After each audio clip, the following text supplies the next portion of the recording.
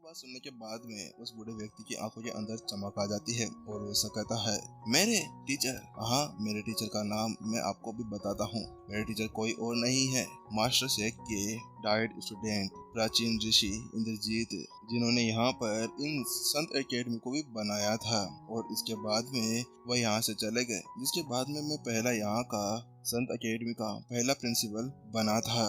हालांकि उसकी वो बात सुनने के बाद में विपिन हैरान हो जाता है। क्या क्या वास्तव में आप संत एकेडमी के पहले प्रिंसिपल थे?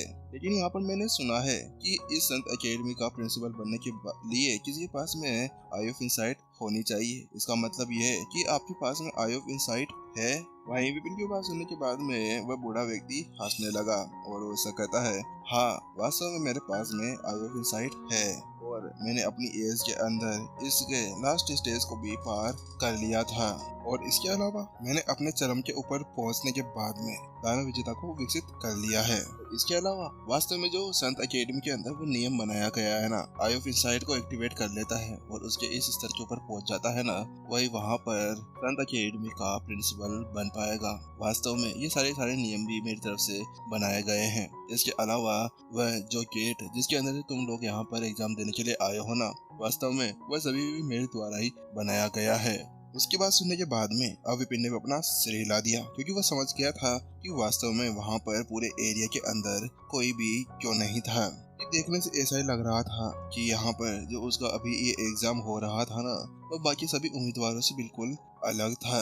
हालांकि अचानक से उसको कुछ चेत आता है और उसके साथ में वह पूरी तरह से शांत हो जाता है और अब वह अपने सामने खड़े हुए उस बुजुर्ग का विनम्रता से देखने लगता है। एल्डर, मैं आपको सम्मान देता हूँ। क्या मैं जान सकता हूँ कि आपका नाम क्या है? वहाँ पर विपिन की बात सुनने के बाद में उस एल्डर ने मुस्कुराते हुए कहा, वास्तव में मुझे बहुत ज्यादा समय हो गया है और यहाँ पर तुम मुझे चंद्रदेव बुला सकते हो। वहीं उसकी बात सुनने के बाद में विपिन ने कहा, एल्डर चंद्रदेव, वास्तव में आज बहुत ही ज्यादा प्रतिभाशाली व्यक्ति हो।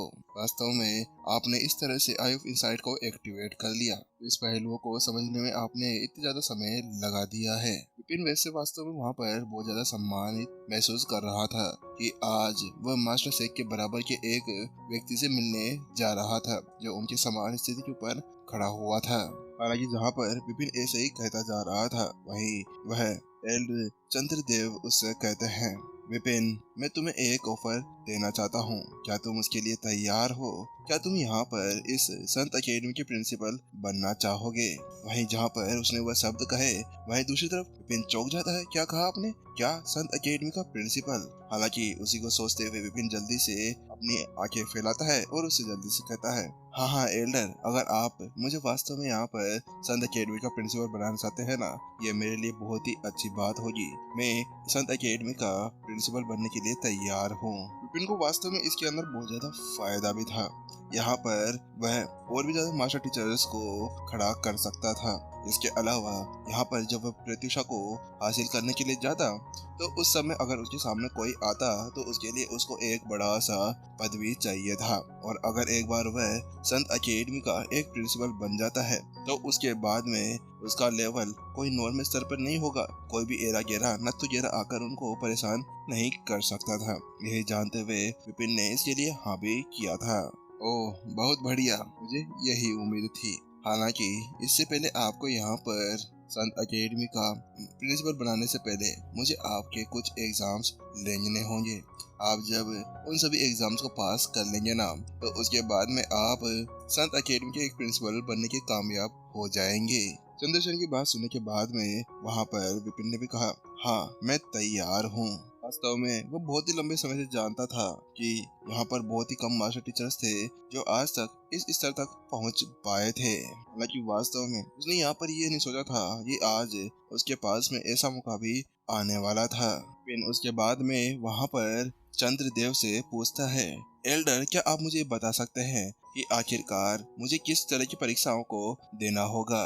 वहीं उसकी बात सुनने के बाद में चंद्रदेव ने विपिन से कहा, जैसा कि मैंने आपसे पहले कहा था, यहाँ पर एग्जाम्स को देने के लिए आपको परीक्षाएं पार करनी होगी। उसके लिए आपको आई ऑफ इंसाइट की जरूरत पड़ने वाली है और आपको आपके हिस्ट्री ट्रेसिंग का तीसरा वाला जो चरण है उसका यूज कर यहाँ पर ये परीक्षा देनी होगी। उसके बाद में जल्दी से वहाँ पर चंद्रदेव अपने पास में से एक जेड बोतल बाहर निकाल लेते हैं। उसके ऊपर कुछ अंक खुदरे हुए थे। वहाँ पर विपिन से वह कहते हैं, ठीक है विपिन, मैं आपको कुछ समय देता हूँ। आपको उन सभी समय का यूज करते हुए यहाँ पर जल्दी से इसके अंदर ये देखना होगा कि आखिरकार इसके अंदर क्या है। और इसके लिए आपको आईफोन इनसाइड का यूज ही कर सकते हैं। आप इसको ना तो छू सकते हैं, ना इसके ऊपर कोई चालबाजी कर सकते हैं।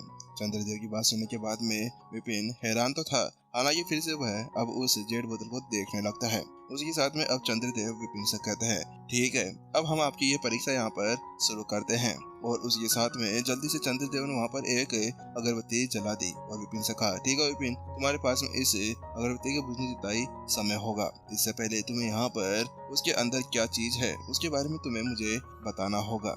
इसके साथ में जैसे उन्होंने हाथ हिलाया, उसके अगले ही पल वहाँ पर वह बोतल एक बेंच के ऊपर जाकर पड़ जाती है। वहीं विपिन जल्दी से अब आई ऑफ इनसाइट का एक्टिवेट करता है और वहाँ पर उसको देखने की कोशिश करने लगता है। वहाँ पर विपिन देख पा रहा था कि उसके ऊपर बहुत ज्यादा खतरनाक तरीके से पैटर्न्स खुदे हुए थे।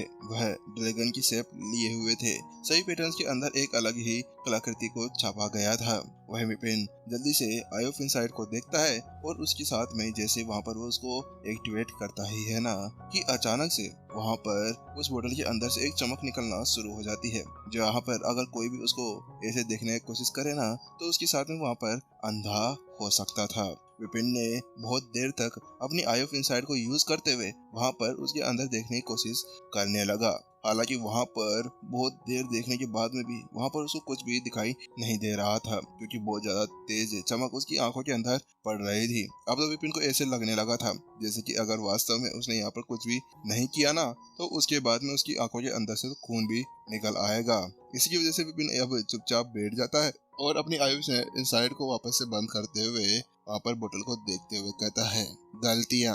विपिन ने जैसा ही ऐसा कहा ना, अचानक से उसकी स्वर्ग की लाइब्रेरी के अंदर भूख आ जाती है।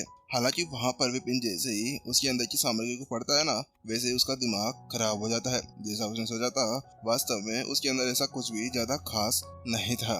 वहाँ पर लिखा हुआ था कि इसके अंदर बिल्कुल साधारण सामग्री लिखी जा सकती है। इसके अलावा इसको किसी भी तलवार के वार से काटा जा सकता है, यानी कि इसके अंदर बिल्कुल भी डिफेंस नहीं होता है। उसको पढ़ने के बाद में विपिन का दिमाग तो पूरी तरह से हिल जाता है। ये क्या? आखिरकार मैं तो इसके बारे में जानना ही नहीं चाहता था। मैं तो ये जानना चाह रहा था कि इस बोतल के अंदर आखिरकार है क्या, जिसके साथ में मैं अपने इस एग्जाम को पास कर सकूं। हालांकि यहाँ पर तो इसके अंदर कुछ ऐसा खास मिला ही नहीं। उसके साथ में विपिन तो अब वहाँ पर परेशान सा होने लगता है। उसको पता नहीं था कि आखिरकार अब वो वहाँ पर कर क्या सकता था, क्योंकि उसके अंदर तो उस बोतल के अंदर की सारी गलतियां निकलकर सामने आ गई थी कि उसके अंदर किस तरह का फॉर्मेशन लगा हुआ था, कौन सी फॉर्मेशन के साथ में उसको सील पैक किया गया था और उसके ऊपर लिखा हुआ था कि बिल्कुल डिफेंसलेस फॉर्मेशन है। यहाँ पर अगर इसके ऊपर हल्का सा तलवार का वार भी किया जाए ना, तो उसके साथ में वह नष्ट हो सकती है। फिर अब इसे निष्कर्ष निकालने लगा कि आखिरकार इसके अंदर ऐसा क्या होगा जो यहाँ पर इसको इस तरह से पैक कर रखा गया है। अब इसके साथ में विपिन तो अलग अलग चीजें सोचने लगता है। क्या इसके अंदर ऐसी कोई चीज हो सकती है जो किसी भी तलवार की से अलग हो? कि विपिन अब यहाँ पर ये देख चुका था कि ये जो बोतल थी ना, ये नॉर्मल बोतल थी। इसके अंदर ऐसा कुछ भी नहीं था। हालांकि विपिन ने अपनी आई ऑफ इनसाइट को भी एक्टिवेट करते हुए ये समझने की कोशिश की कि इसके अंदर क्या है।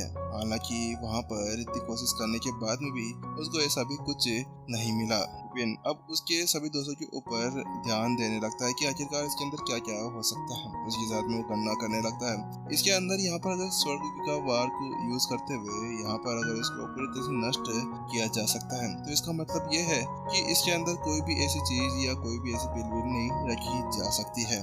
अरे विपिन, तू ये क्या सोचने लग गया? विपिन को अचानक से कुछ चेत आता है और उसको पता चलता है कि वो वास्तव में फालतू की चीजें वहाँ पर सोचने की कोशिश कर रहा था, क्योंकि वहाँ पर तो ऐसा कुछ भी नहीं होगा जिसके बारे में वो सोच रहा था। क्योंकि अगर वो कितना सोच ले कि हाँ इसके अंदर ये नहीं हो सकता, हालांकि यहाँ पर उससे अलग यहाँ पर और भी कुछ तो हो सकता था ना, जो उस बोतल के अंदर छुपा हुआ होगा, और उसके बारे में तो विपिन बिल्कुल पता भी नहीं लगा सकता था। विपिन अब ये सोचने लगा कि आखिरकार इससे पहले जो 9 यहाँ के प्रिंसिपल आए थे, उन्होंने यहाँ पर इस परीक्षा को कैसे पास किया होगा। क्या उन्होंने भी इसके बारे में बताया होगा कि किस तरह के इसके अंदर क्या क्या है।